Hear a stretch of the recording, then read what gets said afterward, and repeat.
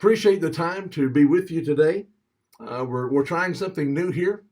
Of course, John is working on a class on Wednesday evenings on the book of Philippians, and checking with the elders and talking with John. We decided to do another class during the week, and I wanted to balance what was being done. As John is doing a New Testament book, I wanted to focus on an Old Testament book, and it would have been just too much of a temptation to go to Daniel as it relates to this. So I'm going to do the next best thing, and we're going to be looking at a study together now on the book of Isaiah. As we look at an Old Testament book, to borrow from a bad joke, there's two kinds of people in this world. Those who enjoy studying the Old Testament and history, and those who don't. If you're going to get the greatest benefit out of the study of the Old Testament, especially out of a highly prophetic book such as Isaiah, we need to have a working knowledge of biblical history to understand how these things developed, what was going on as a background, what was going on in the culture.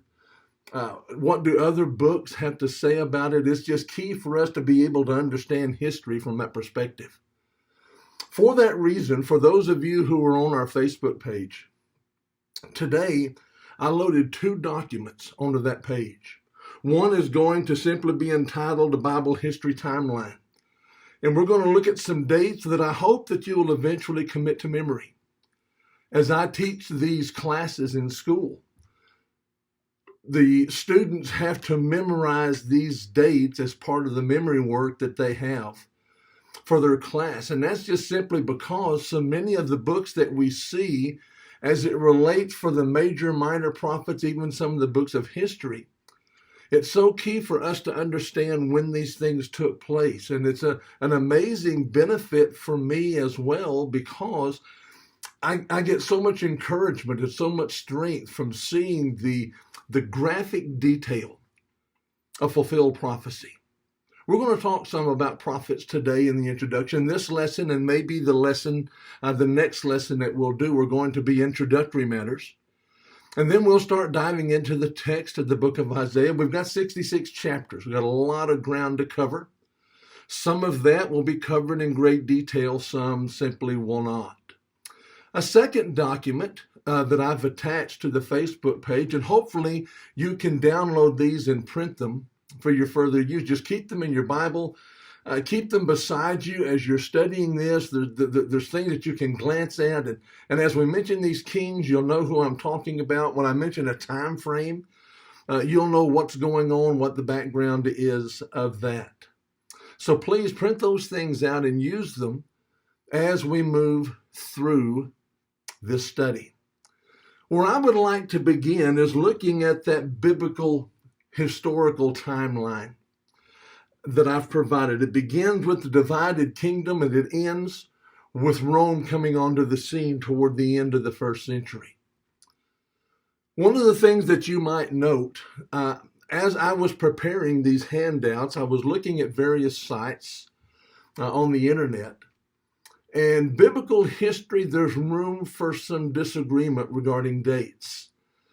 Sometimes, as we look at the dates of the kings that I had presented here, there were 30 and 40 years difference. So you may very well look at a different site and you may see a different number, but this is going to get us in the ballpark of what we're looking at.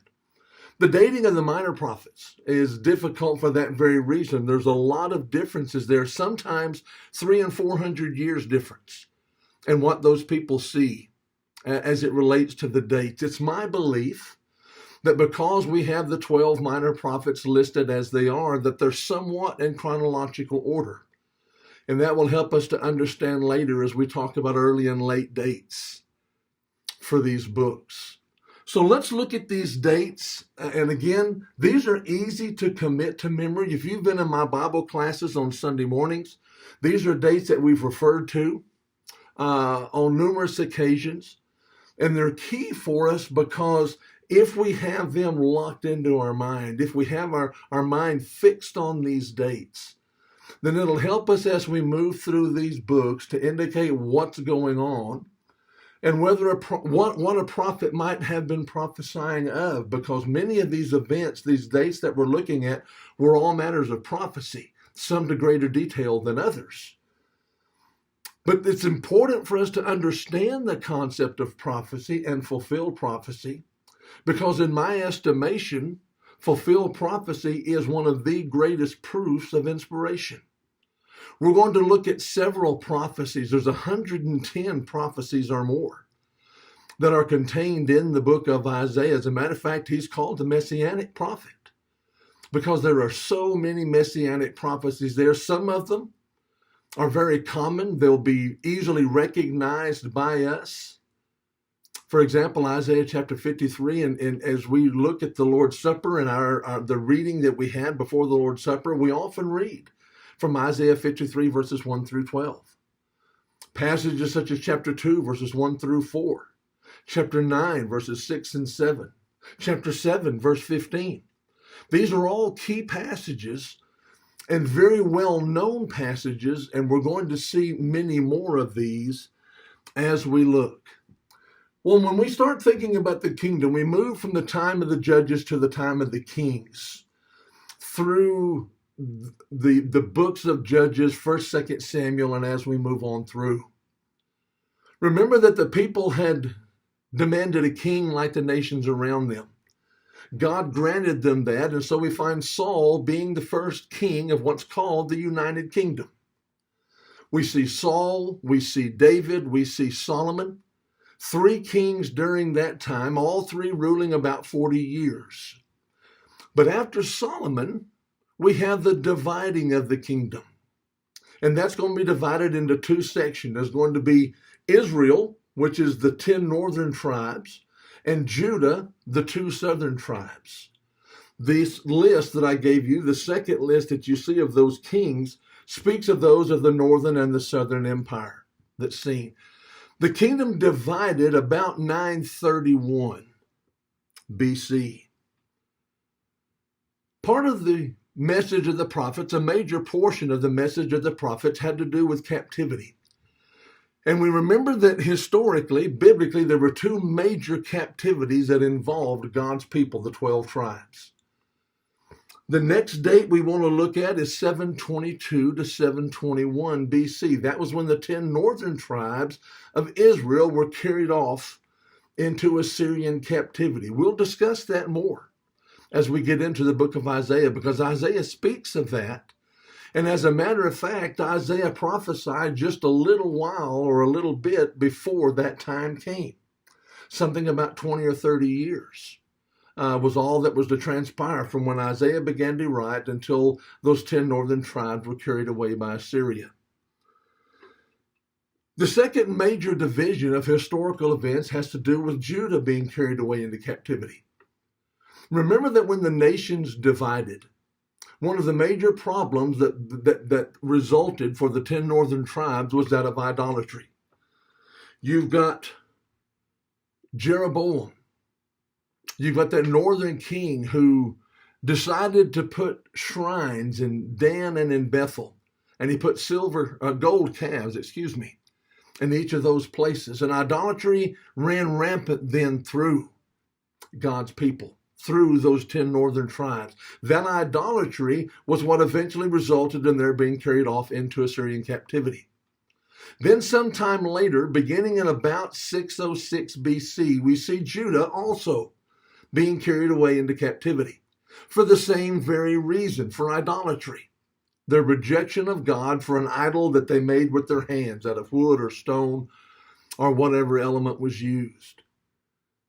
We only read of one carrying away into Assyrian captivity, but we see 3 waves of Judah being carried away into captivity. The first of these was in 606 BC, when Daniel, Shadrach, Meshach, and Abednego were all carried off into captivity. As we read the book of Daniel, as we read of those events that transpired, Daniel interpreting the dream in chapter 2, Shadrach, Meshach, and Abednego taking a powerful, faithful stand against Nebuchadnezzar in chapter 3, and so many of the events there that we're familiar with.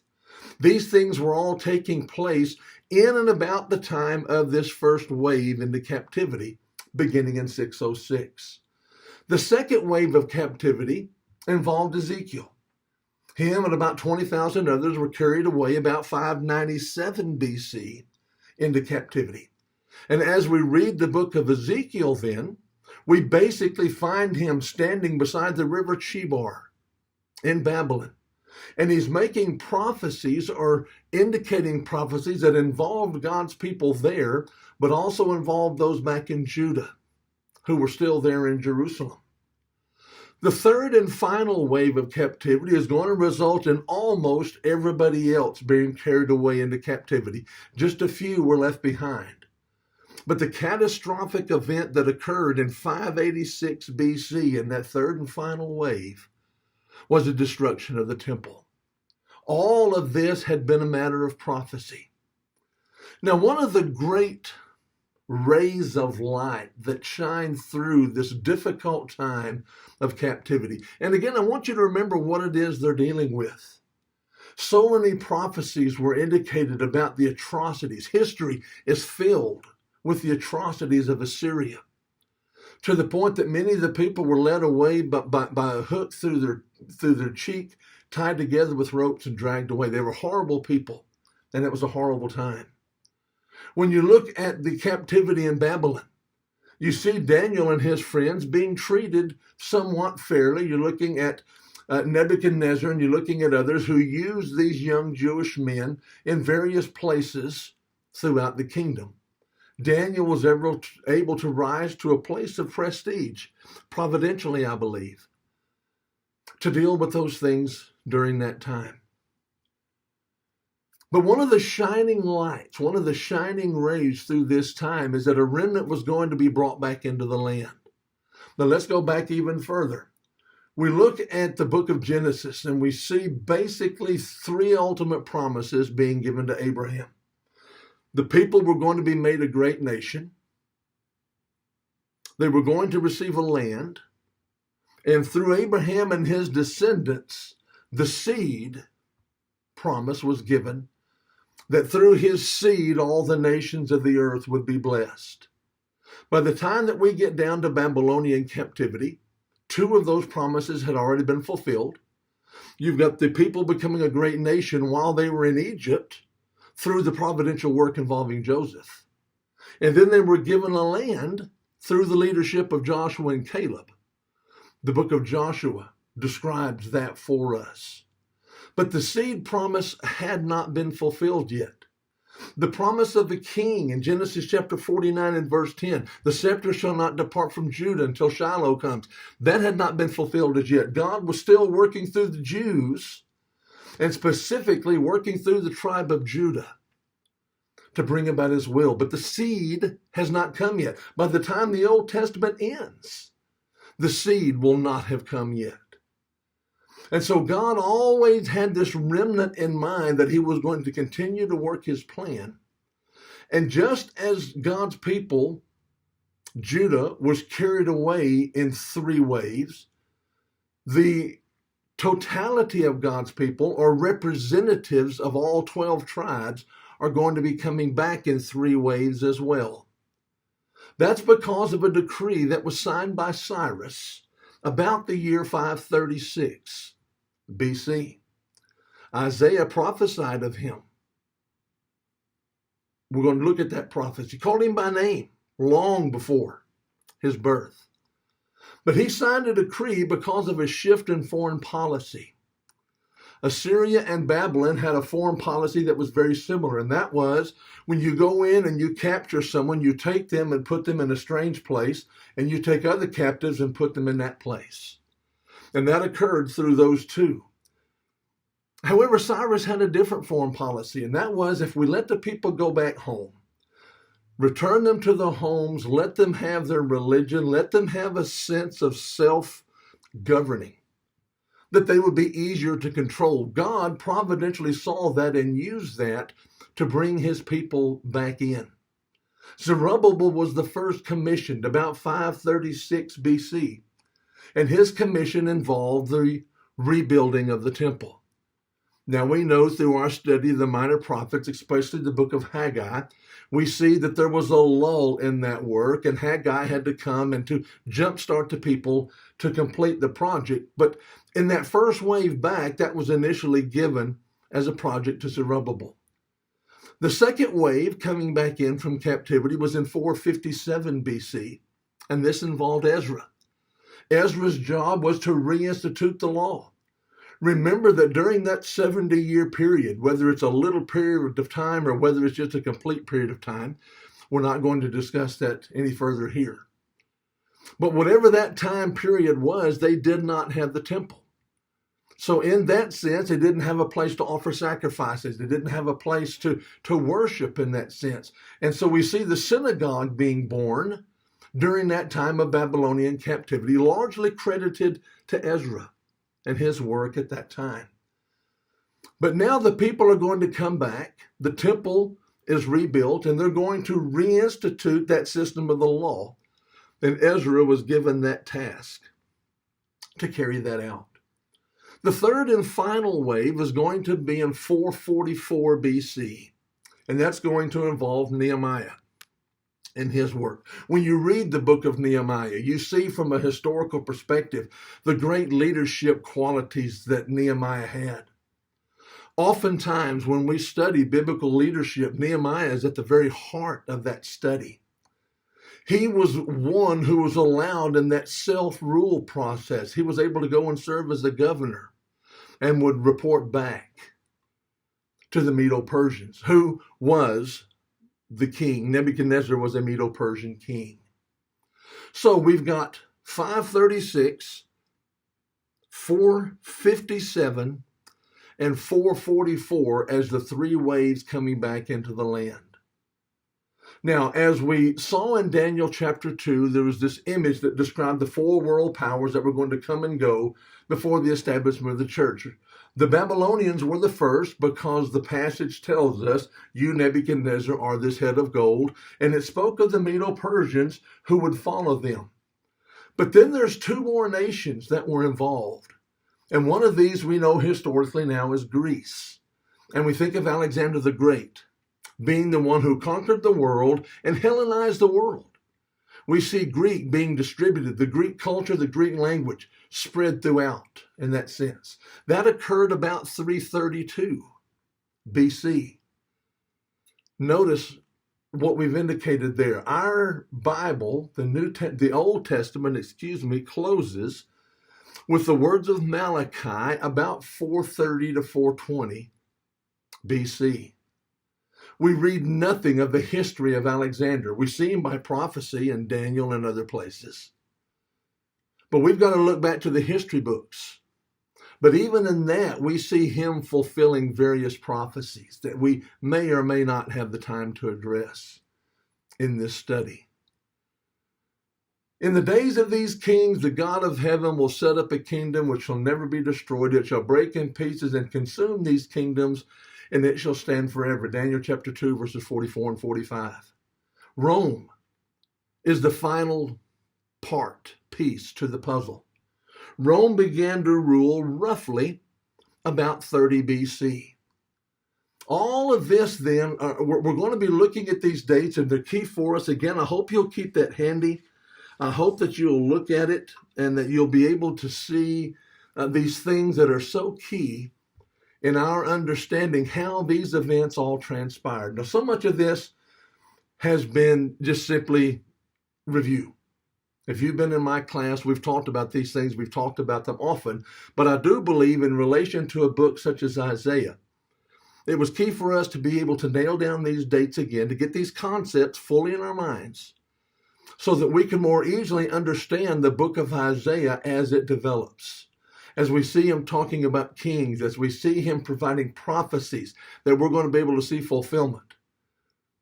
Being able to put these things in a historical framework is going to help us a great deal as we struggle to understand even more of the book.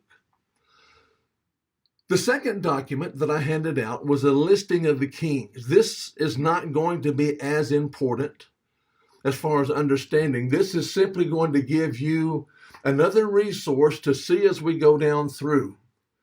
You notice that we started each of those lists about 931 BC. You've got the kings of Israel first. That's the 10 northern tribes. It starts with Jeroboam the first in 931 BC. It closes out with Hoshea about 722 BC. That's when Israel was carried off into Assyrian captivity. As you look down through this list, you might notice that I have an asterisk by the names of Pekah and Hoshea. And that is because there's differences of opinion as exactly when they ruled. There seemed to be some overlap. There seemed to be a time when rivals were also ruling and they were ruling by themselves. I just decided to leave it very general for our cases. That might be a good study later to be able to nail those names down. If history is something that you really want to focus on, there are a lot of resources out there for that. One of the things that we note about the 10 northern tribes of Israel is that there was not one good king mentioned. Every one of them were evil. Idolatry had rotted that culture to the core. There were 9 different dynasties of kings, 9 different sets of family rule as they moved down through. It was a dark time for their people because of the corruption, because things were simply not what they needed to be. Amos was a minor prophet who was sent to preach to them, to try to get them to turn things around. And they basically sent him home, indicating they wouldn't support him to preach in that way there. It was a stiff-necked, hard-headed people that was fully entrenched and enslaved by idolatry. But then when you look at the second list, there were some good kings.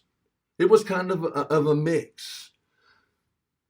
But one of the fascinating things for me is to see how this list of the kings of Judah was a fulfillment of prophecy. David was promised in 2 Samuel chapter 7 that God was going to keep that kingly line pure. Remember, let's backtrack all the way to Genesis 49:10. They were given the prophecy that the scepter would not depart from Shiloh, from the one to whom it belonged, comes. The scepter would not depart from Judah until the one to whom it belongs comes. Very clearly, a messianic prophet. Christ was going to serve as king through the line of Judah. Hence, there was one dynasty. It was all through David's line that we see these kings. And it was key to our understanding what we see here in the book. Well, having taken that historical sketch, what I would like for us to do for the last few minutes, again, I'm going to try to keep these to about 30 minutes. There'll be one of these per week. We'll see how long it takes us to get through the material. Some areas I'm going to want to slow down and really nail down. In other areas, we're going to move on relatively quickly as we try to get an overall picture of what we see. When we look at some introductory material for Isaiah, first of all, we see the section of our Old Testament, the grouping in which we find the book Isaiah, and that is the 5 books of the minor prophets. There were only 4 major prophets. There were only 4 major prophets, but 5 books. You've got Isaiah, you've got Jeremiah, who wrote Jeremiah and Lamentations. Then you've got Ezekiel, and then you've got Daniel, those major prophets. The major prophets, the writings dated from somewhere around 740 BC. I do believe that Isaiah was the earliest. And 740 is going to be a pretty workable date. Some back it up a few more years, some go the other way a few more years. But I'm going to zero in on that time. We see them ranging from about 740 to about 606 BC. Daniel is we take Ezekiel, a little further than Daniel out of order there. But we're going to somewhere around 600 BC, give or take.